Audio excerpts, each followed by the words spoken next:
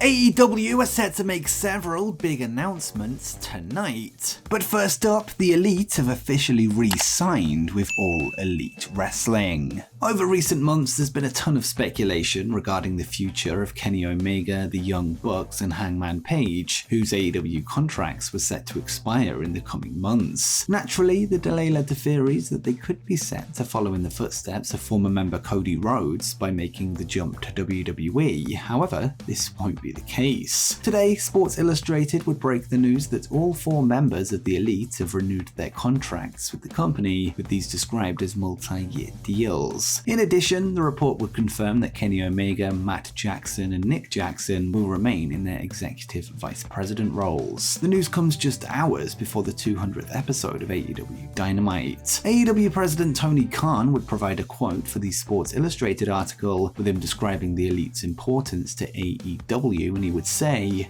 "The Elite have been so important to the launch of AEW, with the Young Bucks going all in when I first approached them in 2018 about my dream to create an international pro wrestling promotion. Shortly after that, their partners and closest friends Kenny Omega and Hangman Adam Page joined us to formally launch All Elite Wrestling. All 4 of them have been instrumental in AEW's success from the very first episode of Dynamite in 2019 through the present day. Now, as we celebrate tonight's 200th episode of Dynamite, I'm excited to share that Kenny Omega, the Young Bucks, and Hangman Adam Page will all be staying in AEW for years to come." Kenny Omega would then discuss why he chose AEW over a possible chance at a WrestleMania main event, with him revealing that he was open-minded to all options on the table, and he would say, "I was careful to weigh out all options and was open-minded to all possibilities. I'm here to help whom I can while I'm still around. Up to this point, I've made the choice to sacrifice everything in the name of pro wrestling. I can't say that family or my kids influenced the decision to stay with AEW and not married and without kids. But what I can say is that I'm incredibly proud of my match catalogue and the wonderful people I've met and continue to meet. AEW not only allows me to continue doing what I do at a high level, but allows me the freedom to pursue some other passions I have in life, which after nearly 25 years in the ring have become more and more important to me."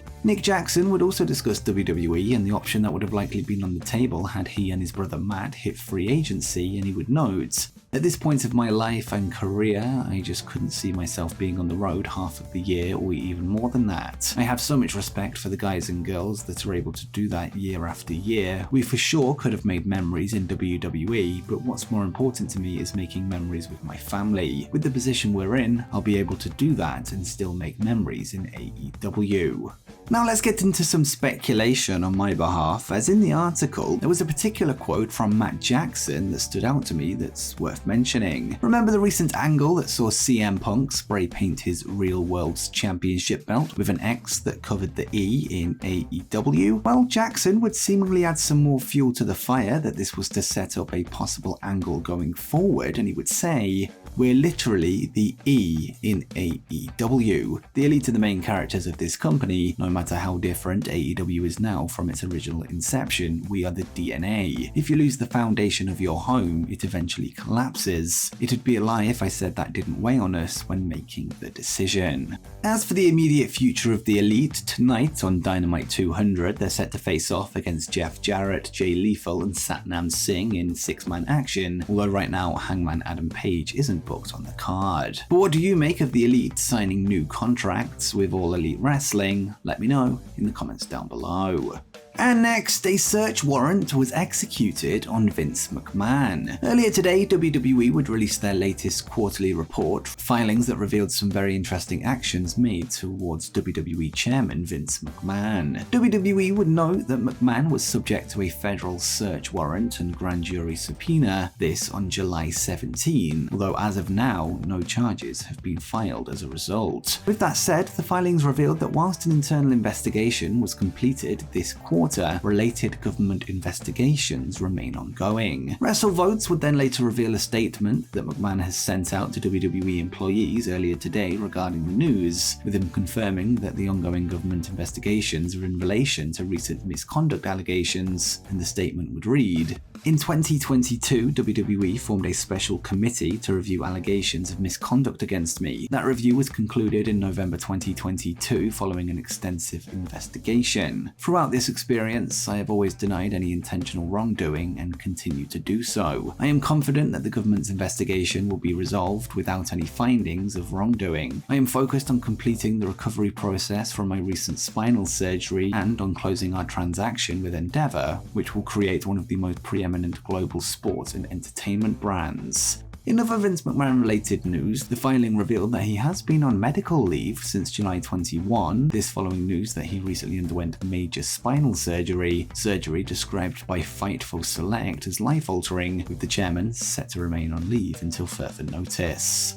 And next up, Tony Khan has responded to recent comments made by Triple H. As we discussed in last night's news video, WWE Chief Content Officer Triple H would appear in the recent American Nightmare Becoming Cody Rhodes documentary released on Peacock, where he would discuss Cody's AEW departure in early 2022. Hunter would summarize the decision by stating that Rhodes didn't grow up dreaming of being the champion or the face of a secondary promotion, remarks that sparked several shots across the bow of the AEW and WWE fan bases. AEW President Tony Khan has since responded to the claims of the company being secondary, this during an interview with Jay Reddick of the Orlando Sentinel earlier today. Khan would claim that in many markets it's WWE that are secondary, and he would say, "We certainly won't be the secondary promotion at All In. We're number one in the UK, on TV, and with a record gate. I have a lot of respect for Cody. I know these words weren't his, to be fair, but we're not secondary in a lot of markets. For the first time in a long time, WWE has been secondary in a lot of markets. I'm proud of where we're at, and we're not taking a back seat to anybody."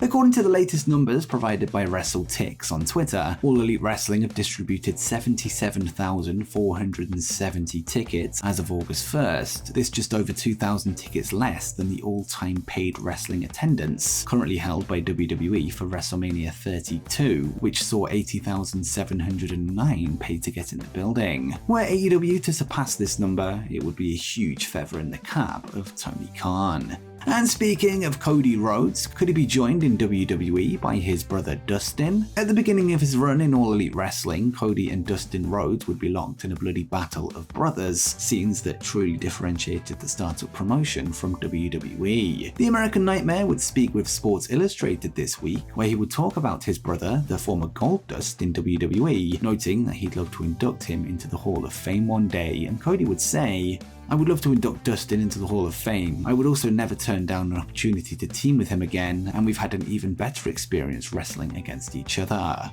Cody would then say that his brother is an all-time great and added, "It's a very unique brotherhood. Dustin's an all-time great. I'm not saying he's going anywhere, but he won't be here forever. I hope people appreciate that he is still trying to go at the highest level and trying to pass his knowledge on, and I would jump at the chance to do more with him." Despite Dustin revealing in December 2022 that his deal with AEW comes to an end in July 2023, it was later revealed by Fightful Select that his contract isn't up until September 2024, something that has seemingly been confirmed considering Rhodes is still with the company and July has since passed. With that said, it could just be a matter of time before the Rhodes brothers reunite, whether that be inside the ring or on the podium at the Hall of Fame.